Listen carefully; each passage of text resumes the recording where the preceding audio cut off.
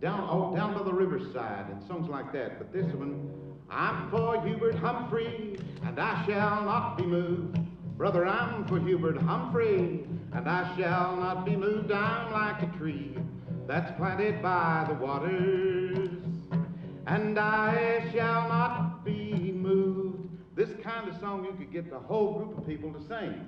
Well, my first show with him was in Richwood, West Virginia, up in Jim Comstock country that night. And I went to work at $25 a day. And I worked that night with him the first time, and then later on, the next night, I met with him in the Frederick Hotel in Huntington. He said, I enjoyed your singing, I liked what you did. Would you like to go on the road and work the rest of the campaign with me? And I said, yeah. So I took off working for him all over. I think I worked 40 counties.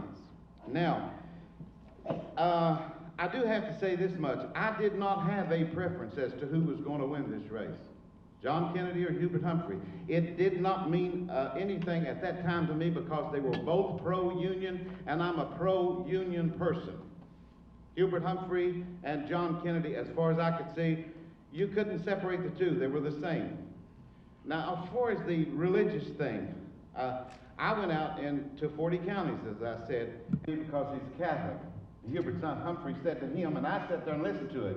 He said, I don't want your vote. If you're going to vote for for Hubert Humphrey because John Kennedy's a Catholic, I do not want your vote.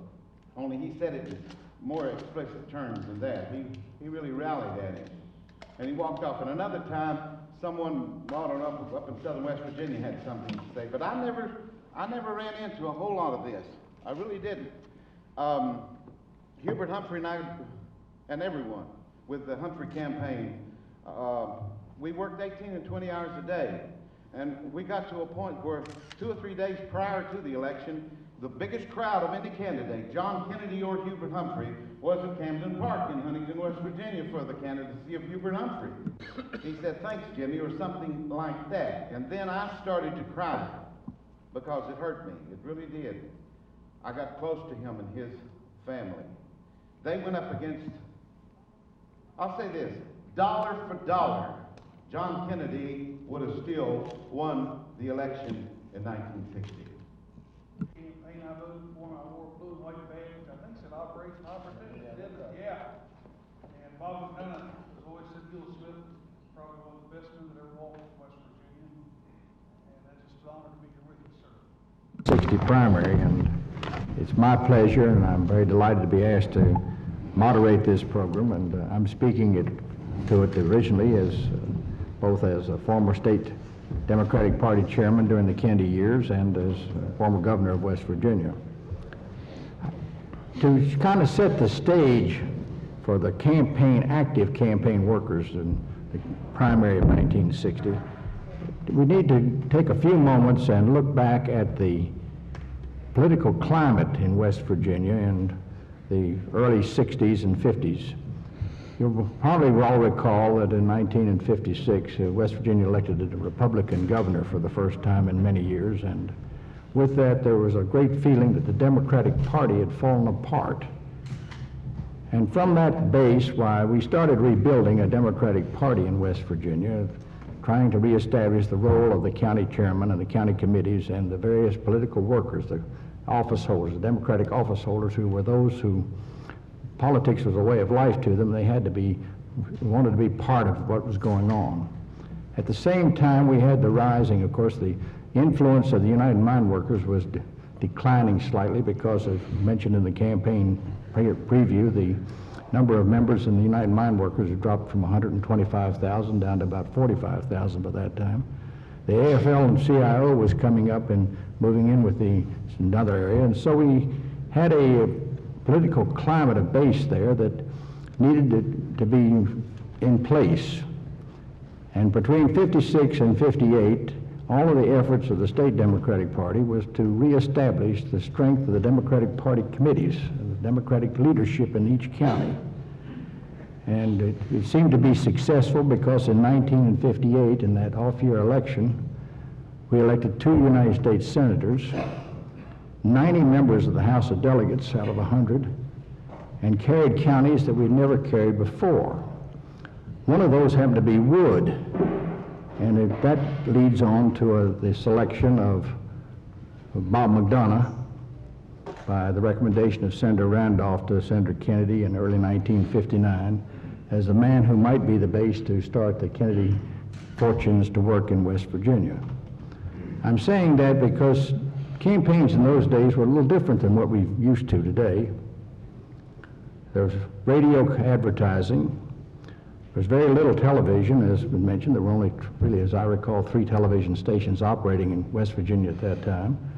One was the UHF, and the one in, I think it was up in Weston, and the Wheeling station, and the newcoming CHS here in Charleston, and WSAZ. And so television was there, but it was not utilized to the extent that had been used hardly at all in 1958, and it was just coming on. Campaigning was done by billboard advertising, traveling by car, political meetings, breakfasts, and so forth throughout the area. And so that the campaigning had a different air, and so it's into that climate that I want to say is that after the primary in Wisconsin, the Kennedys came into West Virginia, but they did not come into a state where they just came in. They'd never been heard of. Jack Kennedy first came to West Virginia looking for setting up his organization in August of 1959. He followed that with a meeting in Morgantown, and we had a meeting in Fairmont, and where the base was being made, people got to know who Senator Kennedy was and how he fit. And so it was into that climate that this campaign began. I did not take as much part in the primary as probably should be, although Bob McDonough had been one of my campaign managers up to that time, and he was a great influence in the thing, and he and I shared part of the efforts of the Kennedy campaign. But I was a candidate for the Democratic nomination for governor at that time, and so I was on the fringes of a lot of these things, and so I'm not going to dwell on that. But we have with us today 3 people that were involved in it and who have had an important part to play in different ways. And I'm going to introduce them to you as they go, and we're hoping that we'll have very brief comments, and then we want to open this part of the program up to questions. We'd like to answer the questions that you might have. In thinking about that, talking about how the campaign was to be said, I think it's important to realize that in the 1960s and 50s and 60s, there were 13 counties in West Virginia that you had to carry in order to be elected almost anything statewide. Each of those counties had strong political organizations in the Democratic Party. And they're represented, some of them are represented here at this panel, and there are others in this room that are familiar with them better, more than I am. But those 13 counties you may be interested in are Kanawha, Cabell, McDowell, Raleigh, Fayette, Harrison, Ojai, Monongalia, Logan, Mingo, Wood, Marion, and Berkeley. And that's where the votes were. And Matt Reese, who was one of the leaders of this campaign, he came to me one day and said to me, he says, you know, we're going to win this campaign. He said, we're going to go where the votes are. We're going to pick the cherries where the cherry trees are. And that's where the campaign is going to be set. And I'm sure that these gentlemen that are on this panel with me can give you examples of exactly how that was done. And without further ado, I'd like to introduce Andy Hooverus from Huntington, who's got a son in the legislature, a longtime friend of mine, who was going to talk about the campaign, the part that he played in the Huntington area, where else in West Virginia. Andy? Thank you, Governor. First, I'd like to tell you how happy I am to be asked to be on this panel because there were 2 other men in Cabell County that could have been up here. David Fox, who was really the contacted first by the Kennedys and talked me into it, and Bob Myers into being co-chairman. So I'll do the very best I can. I do not want to repeat a lot of the stuff about the religious issue. A lot of it has been, it's been said for the last 2 or 3 hours, but in the making of the president in 1960, I think it should have read The Making of the President by the State of West Virginia, something we should all be proud of.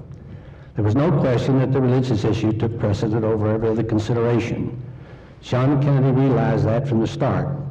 And when we first picked him up when he visited Charleston outside the Ruffner Hotel, shortly after the Wisconsin primary, he said to the 200 people gathered there, Montana semper libere. Mountaineers are always free to choose to vote for whomever they like.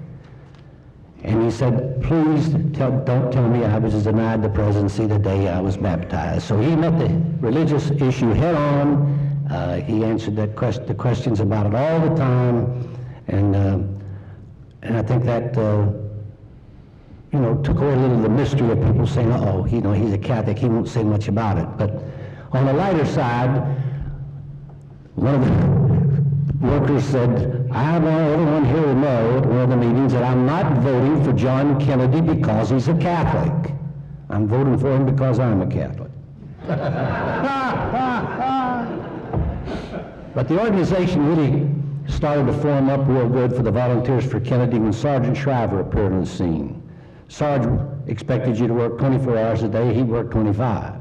And he put the organization together. We visited factories. We had teas. We had meetings. We tried to talk to the committees.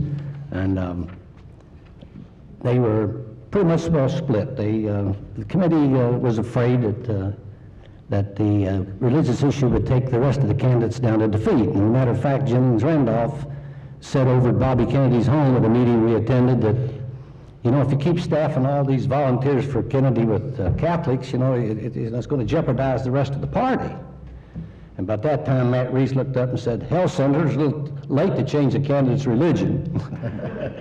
But after Kennedy realized that West Virginia economically was in dire need, and he had a plan for us. I don't know if you all realize it or not, but we were 50th in defense spending, or defense dollars. We were 50th in defense installations. And he told us that if we won, if he could carry Cabell County, he would win the presidency, that he would never forget West Virginia, that it would be open, the White House would be open to us, to our problems, and he would be sympathetic to it. And he fulfilled those commitments. He brought food machinery to South Charleston by opening up the Naval Ordnance Plant with a $38 million payroll. Pullman Industries in Huntington, West Virginia received numerous subcontract work for optical work. Lockheed, located in Clarksburg, I think North American was in Princeton. And in the 3 short years, West Virginia dropped from 50th to 37th. So I think that John Kennedy was conceived in Massachusetts. He was born politically in West Virginia. Thank you. Our next panelist is Jimmy Wolford, who is now a cable TV executive in Kentucky, but he was a campaign worker for Hubert Humphrey, and now we're going to get his story for us now. First of all, I'd like to thank the Wesleyan College and those people responsible for putting all this together today. My name is Jimmy Wolford. I'm originally from Williamson, West Virginia. At the present time, I'm working out of Inez, Kentucky, and Martin County, Kentucky. I run a local television station over there and access Channel 2 for Triax Cablevision. I first got involved in politics and in campaigning for Hubert Humphrey. I was at WBTH Radio in Williamson, West Virginia, about a month before the election here, so that'd make it around April 10th, I suppose. And a gentleman with the name of Carl Rovog, who Governor, you knew, I think, is Lieutenant Governor of Minnesota. He came in buying radio advertising time, and there used to be a lot of live radio back years ago, as many of you folks know, and I was doing a live radio show for Martha White Flower. As you can tell right now, I'm not going to repeat everything you've been listening to, like Andy said, for about the last 2 or 3 hours. I'm just going to tell you the way it was for someone who got to love Hubert Humphrey, his family, the Kennedys, and the excitement of that day, those days 30 years ago. Carl Rovog asked me, when I finished a radio program, if I'd be interested in working for Hubert Humphrey as a campaign singer. And I asked him what type songs did he want. I thought maybe he wanted things like 9-Pound Hammer and all kinds of country songs or coal mining songs and things like that. And he says campaign songs. The campaign songs, Governor, that I did for Hubert Humphrey, Lyndon Johnson, and John Kennedy, and many, many other people for about 13 or 14 years all over America, did not come from me. These were the songs that came from the old union shops many years ago, where the union people, and going back to Mother Jones and John L. Lewis. And the only melodies that they knew that they could sing that everyone could join in would be religious songs. Songs like down by the riverside and songs like that. But this one, I'm for Hubert Humphrey, and I shall not be moved. Brother, I'm for Hubert Humphrey, and I shall not be moved. I'm like a tree that's planted by the waters, and I shall not be moved. This kind of song you could get the whole group of people to sing. Well, my first show with him was in Richwood, West Virginia, up in Jim Comstock country that night. And I went to work at $25 a day. And I worked that night with him the first time, and then later on, the next night, I met with him in the Frederick Hotel in Huntington. He said, I enjoyed your singing, I liked what you did. Would you like to go on the road and work the rest of the campaign with me? And I said, yeah. So I took off working for him all over. I think I worked 40 counties. Now, I do have to say this much. I did not have a preference as to who was going to win this race, John Kennedy or Hubert Humphrey. It did not mean anything at that time to me because they were both pro-union, and I'm a pro-union person. Hubert Humphrey and John Kennedy, as far as I could see, you couldn't separate the two. They were the same. Now, as far as the religious thing, I went out into 40 counties, as I said, and I didn't confront a whole lot of this at all. Now, once I remember in a hotel in Charleston, there was a young lady who at that time, you didn't operate the elevators yourself, and she was an elevator operator, and she was waiting for this man to come out into the elevator. He walked in, he saw Hubert Humphrey. He said right away, he said, Senator, said, I'm glad you run for president, said, I'm not going to vote for John Kennedy because he's a Catholic. Hubert Humphrey said to him, and I sat there and listened to it, he said, I don't want your vote. If you're going to vote for for Hubert Humphrey because John Kennedy's a Catholic, I do not want your vote. Only he said it in more explicit terms than that. He really rallied at him. And he walked off. And another time, someone up in southern West Virginia had something to say. But I never ran into a whole lot of this. I really didn't. Hubert Humphrey and everyone with the Humphrey campaign, we worked 18 and 20 hours a day. And we got to a point where 2 or 3 days prior to the election, the biggest crowd of any candidate, John Kennedy or Hubert Humphrey, was at Camden Park in Huntington, West Virginia for the candidacy of Hubert Humphrey. That was the largest crowd of them all. So we thought we had it, I felt real good about it. I really did. I thought we had it won.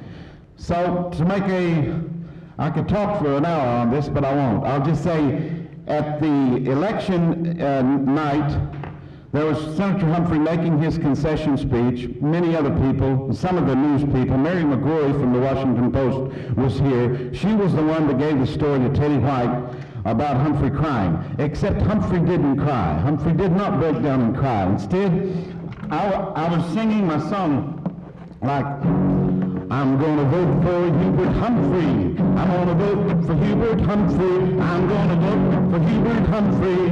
He's the man for you and me. And I looked to my left, and as I did, he was putting on his coat. It was cold outside, and the weather was bad. And he said, thanks, Jimmy, or something like that. And then I started to cry because it hurt me. It really did. I got close to him and his family. They went up against, I'll say this, dollar for dollar, John Kennedy would have still won the election in 1960. And if there were many, many, many dollars, the most exaggerated money in the state of West Virginia is coal money and political money. Two kinds of money. Coal money, if you sell a coal tipple for $1 million, by the time he gets home, you got $10 million out of it. If a politician gives you $100 to work for him, by the time you get home, somebody else says it's $1,000. It's exaggerated money. I don't know how much money came in here, but had it been dollar for dollar, John Kennedy still would have won the West Virginia primary of 1960. I worked 2,500 rallies programs, shows for Hubert Humphrey from 1960 until 1972. He called me 2 or 3 days before he died. I wasn't able to talk to him. I talked to his wife. He loved West Virginia just as much as the Kennedys loved West Virginia, and I miss him. And thank you all very much.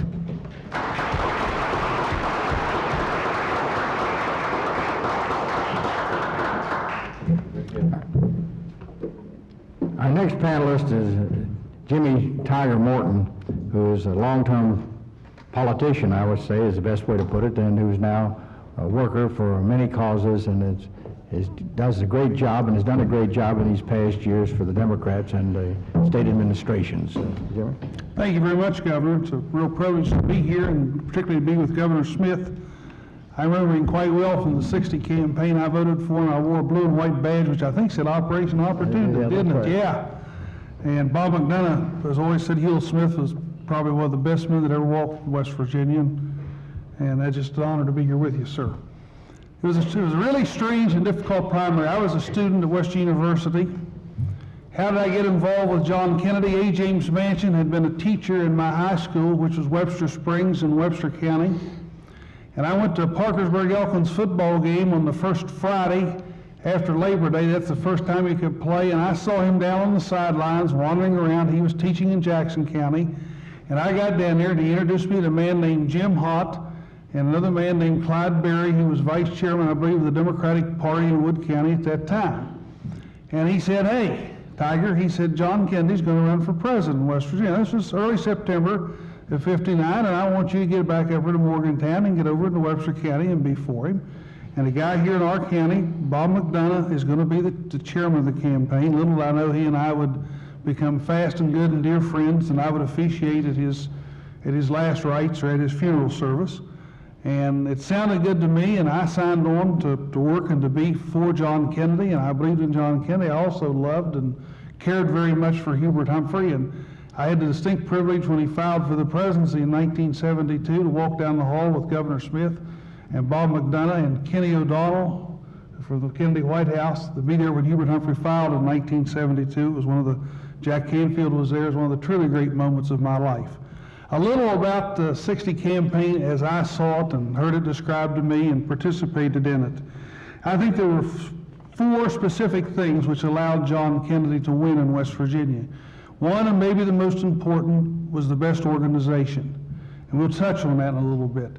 Because I think, as Governor Smith said, it started early. From the time that Jennings Randolph recommended Bob McDonough and others like Governor Smith, those Smiths sitting here, the Manchin family, and Jewel Bailey, Kelly Castleberry, some that are here today, got involved all over the state, people like that, Luther Carson, and worked hard and early. Phil Woolwine here in Kanawha County, from just the start, and built an organization, got the best people in most of the counties, not in all the counties, but we talk about factions in West Virginia, and they've started to fade, but basically, Kennedy in most places was able to get the best side, not in all places. Secondly, it was like an octopus. I never saw so many people before or after, and I didn't see much before that because of my first campaign, really. The campaign for John Kennedy. I mean, I come from Little Webster County. We had Franklin D. Roosevelt Jr. there, major courthouse rally. We had Edward Moore Kennedy there at a major courthouse rally. We had a guy named, doesn't mean a lot to you, but means a lot to me, and Governor Smith, by name Paul Red Fay, who was a personal friend of Senator Kennedy's in the Webster County for a couple of days of campaigning. I mean, it just simply overwhelmed people. The same thing in Monongalia County, where I was in school. Jack Kennedy was there twice. Bobby Kennedy was there and he spent hours with me and a few other people. If John Mitchell's still here, he remembers that, but they were everywhere. The sisters, I remember walking to Webster Springs Hotel on the Saturday before the election, and there sat Red Fay and one of Senator Kennedy's sisters, and I can't remember which one, sitting right there, campaigning in Webster County, West Virginia. It was the most phenomenal thing I have ever seen. I think the third thing, economic conditions were very bad here. We didn't prosper well under President Eisenhower. I think John Kennedy offered us hope. And I think we as West Virginians could see where we could make a difference, where we could elect a president. We couldn't elect Hubert Humphrey president. His campaign was winding down. But I think a lot of West Virginia voters saw they could elect John Kennedy as President of the United States, they could make a difference, and they did it. And the fourth thing, and I don't want to touch a whole lot on the religious issue, and I started to stand up and say something on that, but I remember the Sunday before the election. It was pretty tough, folks. It's over 30 years, but I still remember it was pretty tough in some of those churches. They leafed them pretty heavy and pretty hard. There's a minister named Jim Crouch in Summersville, who was the church at Webster Springs at that time, the First Baptist. One man, I'll not mention, Governor Smith would know, stood there and passed out the leaflets, and the preacher stood there and took them back. And it was pretty tough. I mean, it was an issue, and I think it helped the president basically because I think we are proud people here. In 1928, my family opposed Al Smith because he was a Catholic. My grandfather told me the day he died it was the worst mistake he ever made, and they voted for Kennedy sort of pay Al Smith back. And listen, I've had 6 people in my family be sheriff. Their influence was pretty good in a couple of counties up there. And they really and truly, I think that issue, no question, President Kennedy played it well, he played it right, and it helped him. People here did not want to be labeled as bigots. Now I want to discuss, just because moving along, 4 counties that I personally had some knowledge about, and all different. The first in the north was Monongahela and O. Smith down in Marion, lying up there on the banks of the Big Mon River. I think as someone said earlier, Andy said, a lot of Catholics in that county. And did we ever milk it? Now today, a political candidate, he sends down to 3 printers or someplace and gets his announcements put out. We had rooms in the hotel morning. We had people coming in shifts, writing letters to people, writing invitations to people, come to the shack at Scott's Run, come to the big reception at the Hotel Morgan, which I think helped turn the whole election around. John Piles, believe it or not, some of you know him, sang the national anthem that day. He's still around. He's singing as long as he lives. And the use of volunteers, it was the first time that I ever saw it in West Virginia, coming from Webster County. There was no such thing as a volunteer in politics, but the use of volunteers, the use of just people doing things, making phone calls, participating in a campaign, feeling a part of that campaign. Secondly, there was Little Webster County, Protestant default. There was one Catholic down there, has the same name as me. E.V. Morton Jr. was the prosecuting attorney, still is the prosecuting attorney, was Senator Kennedy's campaign chairman. No one knew he was a Catholic. I was always told his mother went wrong somewhere in life. But anyway, you know, there wasn't any money for Kennedy in Webster County that I know of, and there had to have been, I think my family might well have known of it. And we were supporting Governor Smith for governor and did again in 1964. And what I basically and best remember was this: on the Saturday before the election, a man named Jake Hines was county chairman. He's retired in Florida now. And he said, Tiger, I don't know about this presidential race. It looks like a toss-up to me. And he took a handful of Humphrey badges and a handful of Kennedy badges, went out across the county. He came back about 2 or 3 hours and said, my God, he said, Kennedy's going to carry this county. So they gobbled those badges up. Here's old Jake sitting on the fence, you know, which way to go. Kennedy carried the county 2,100 to 700 votes. And I think it was the presence of those people who came there, Teddy Kennedy, Franklin Roosevelt Jr., a lot to do with it, Red Fay, the Kennedy sisters. Now I'm going to go to 2 counties in the south, to Logan and McDowell. Totally different kind of counties in the perspective of the Kennedy organization. McDowell County, Judge Sidney Christie, Harry Camper, who was here earlier, Adrian Tinker St. Clair, and a whole lot more that I could mention. It seemed if Kennedy started off well, that he gained the momentum there, that they had the right ties. Judge Christie became a federal judge. He was a county circuit judge. He became a federal judge appointed by President Kennedy. It just worked. From the day one, McDowell County just worked. Larry O'Brien says in his book, No Final Victories, that this little guy, chubby little guy with a bald head, I like those kind of people anyway, you know. My whole family looks like that. And he said he came in the suite of President Kennedy's out in the, I can't remember the name of the hotel in Los Angeles where everyone was headquartered, Ward Wiley, Dr. Ward Wiley and those folks. And he said, there's one of the guys that made John Kennedy president. It was Sid Christie. Logan was a whole different ball game. I don't believe it was 5 people to begin with in Logan County, and I'm exaggerating, it was for John Kennedy. Religion was an issue there because some of the political leaders made it a religious issue because they didn't like Catholics, and they let that be known. Bob McDonough, perhaps others, but I give him the credit for this, picked up 3 men. Bill Abraham, Claude Ellis, Tom Godby. I think Jim Ayers nicknamed them the Logan Brothers.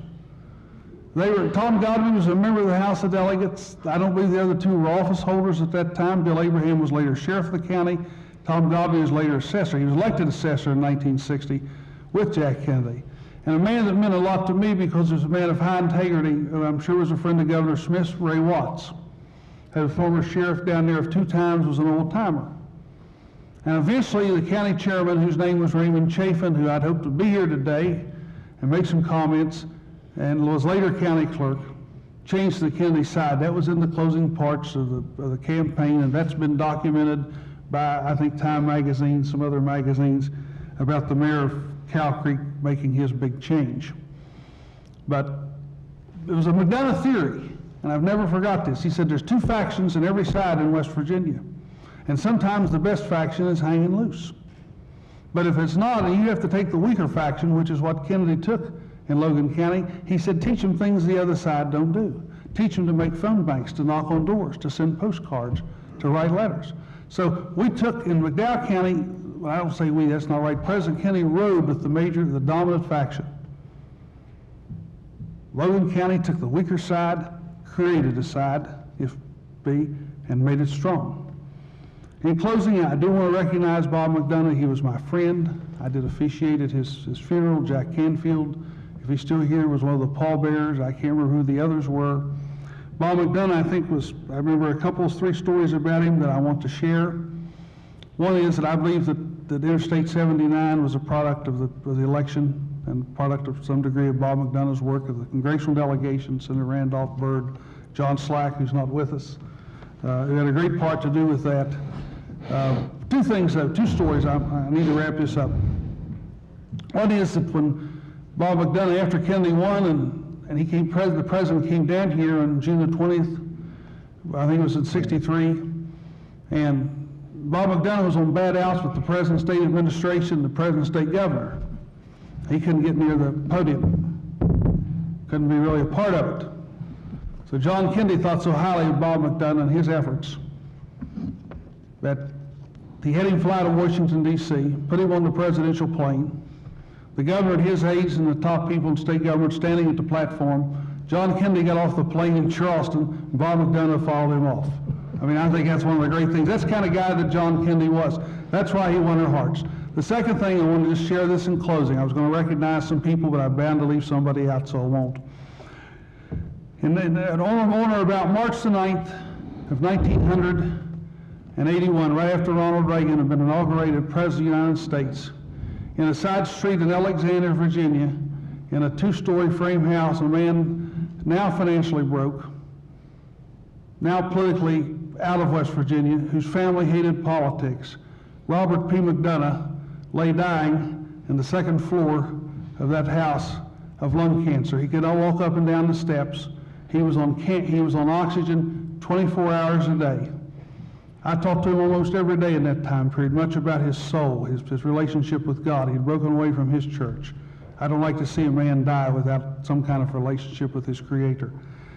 And he called me the next morning and told me this story with his voice breaking because he couldn't hardly talk. He said, I was looking out my window. This man had nothing to offer. He was dying. His family was uninterested in politics. And I said, Mama, there's a guy out there driving around a big black Chrysler, and I think he's looking for our house. And that car drove up and parked, and he yelled down, Mama, it's Teddy Kennedy. It's Teddy Kennedy. And here's a guy who's dying. And Ted Kennedy knocked on that door. Matt Reese had arranged it.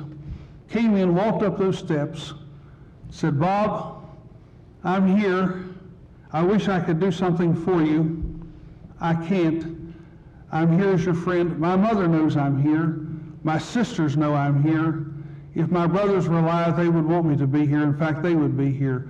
I want to tell you just one more time, I appreciate so much what you did for us in West Virginia. And he stayed till about midnight. Bob said he'd go to sleep, wake up. Ted Kennedy would be standing there smiling and ask about somebody in one of these counties down here, John Chernanko or somebody. Teddy and John were close. Thank you very much.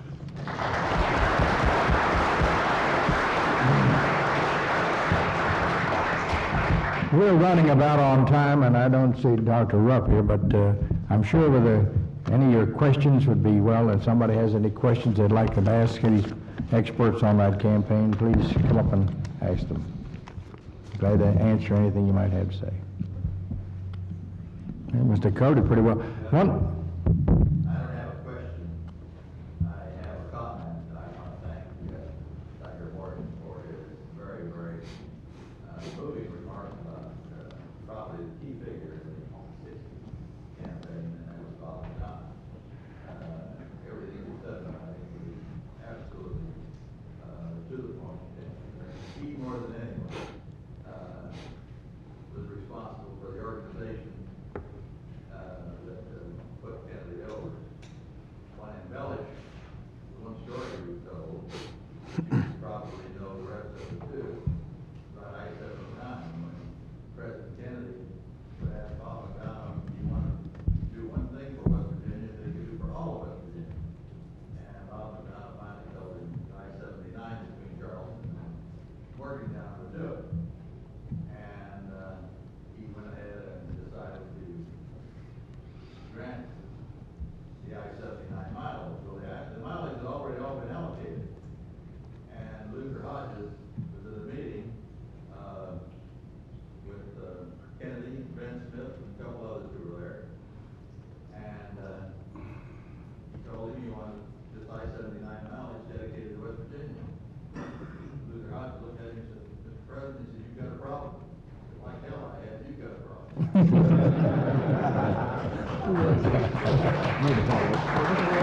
Thank you, Ray. One time in Parkersburg, why Senator Kennedy told Bob McDonough, Bob, if I don't win in West Virginia, you better start walking west and don't stop till you get to the Pacific Ocean. Well, that's lots of stories about Bob McDonough and lots of stories about a lot of other people that we could spend a lot of time here at it. I don't know how our time's running or what you want us to do. Can we get any more further questions? Anyone would like to ask anything? There's a lot of stories that are not true, but there are a lot of stories. Ken Hecker probably got a bunch of them. Governor, from the panel to hear recollections on Robert Kennedy's hands-on involvement in the 60 primary, and then if any of these gentlemen were also involved in his own 68 campaign. Yeah, I worked for him in 1964, when he ran for senator, United States Senator in New York. And there was one of course, he was with we campaigned together. Hubert Humphrey, of course, was on the ticket with Lyndon Johnson. And I worked Buffalo, New York City, and 2 or 3 other places, 2 or 3 other cities with him over a 2 or 3 day period. And I never did get to meet Jack Kennedy, and I didn't really get to know Bobby until 1964 when he ran for the U.S. Senate. But it was the biggest, most thrilling event of my life. Actually happened in '64 when Senator Humphrey. I would have a plane, a small plane, that would take me and fly me into a city before Senator Humphrey, and I would go out and work the rallies for him and lead, just like I did in West Virginia. It all started here.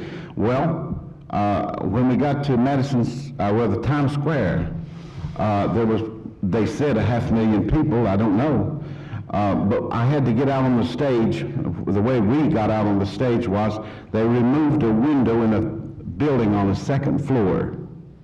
And I walked out of this building, through a bar, up the steps, out to the open window, and out onto the stage on Times Square with, they said, 500,000 people.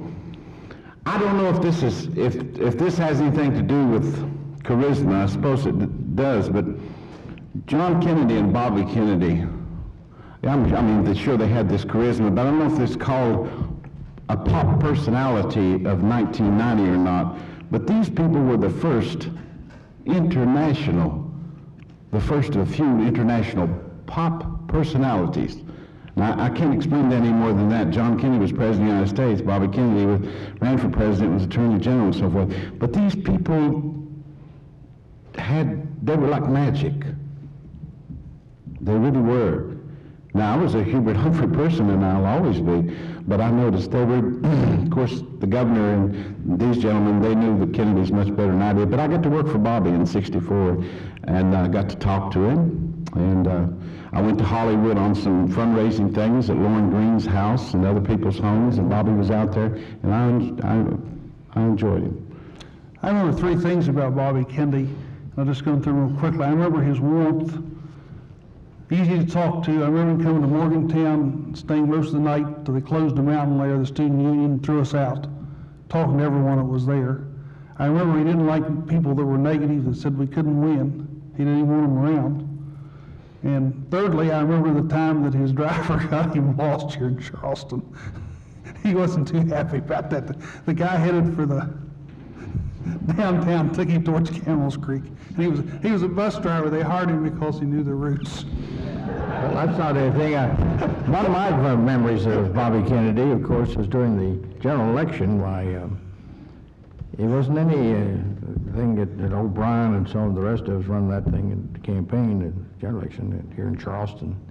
But I never could get over the fact that Bobby Kennedy never slept. I don't think he ever slept. He'd call you at 2 o'clock in the morning and ask you if you had your job done. Why hadn't you gotten it done? He'd only call you at midnight to get it started, and then he'd call you at 2 o'clock in the morning to see it was finished. He was really, he had a lot of drive like that, and he was always very pleasant. It wasn't anything from talking about. Did you know? But he said, why haven't you got it done? Did you ever notice, following the '60s, following John Kennedy and Bobby Kennedy, did you ever notice all the Republican and Democratic candidates running for Congress or whatever throughout America? I worked for some of them. They wanted to emulate and imitate Bobby Kennedy, Jack Kennedy. They had their little jacket across the thing. You know, they would punch their little finger out there, making their messages to the people. They imitated perfectly, as well as they could. They thought, that's what I have to do. I have to do like Jack Kennedy did, or Bobby Kennedy. And these people that did this turned me off right away. I didn't appreciate it, because there's something unique about these guys. They were really something.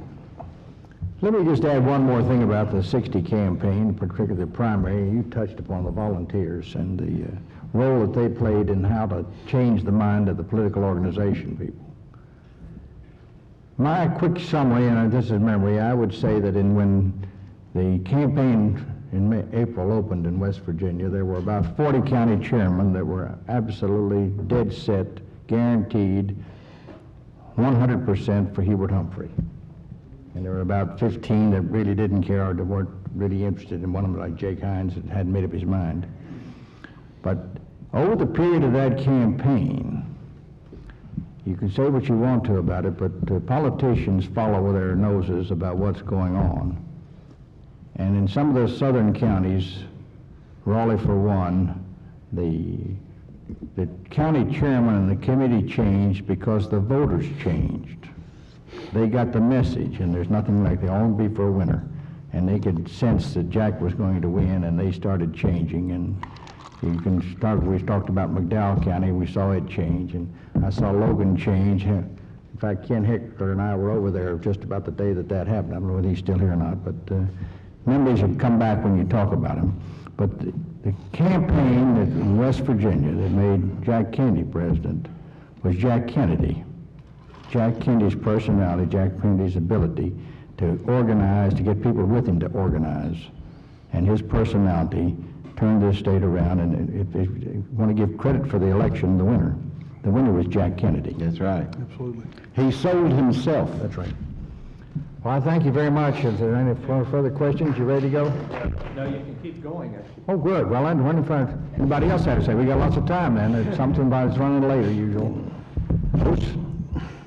No, I don't have any. Here's a question. I don't have any questions. I've got a couple of things I recall was that I first met Jack Kennedy in 1956 in Chicago when I took the late Senator Neely, who used to outdo the Democratic convention. Senator Dean had previous taste for Senator Kefauver, who was running for vice president, obviously going to win. So he tried to convince Jack Kennedy to run for the vice presidency, and Jack Kennedy, not only this senator, but others, I don't want egg on my face. Obviously, I can't win, you know. But finally, Senator Kennedy had this car going for between the two of us, and I went to the Blackstone Hotel, and Senator Kennedy was in his bathroom. Nobody was seemed to be very much impressed with anything. He said, "The people down on the floor want me to run for vice president." I said, "Senator, to be perfectly frank, they don't know who the hell you are." So he said, "Well, I better run, because then if I want to run the next time, why, they had better know my name, my face." That was one memory I have, that when he first came in West Virginia, well, he first came in, like you said, in '59, but when he came in after he announced, why, I forget which city it was in, but we met him. He got off of the airplane and came into town. He had the awfulest, tighter, ratty coat on that you've ever seen. You wouldn't have used it for a doormat. And so I pulled him aside. I said, "Senator, why did you got that on for me?" He said, "I'm so embarrassed." He said, "My staff, my pay good money, were convinced that West Virginia is so impoverished and so destitute that this is the only way I could relate to them, to wear this kind of coat." So he took it, he said, "Get rid of this thing right now." I took it outside, gave him the first panhandler I came to, and he never wore it. Every wore a coat after that I know of. Thank you very much, host. We've got the rest of the program going on now, and thank you all for being so kind to us, and I'll now turn the program over. I see the governor has come in. Thank you very much.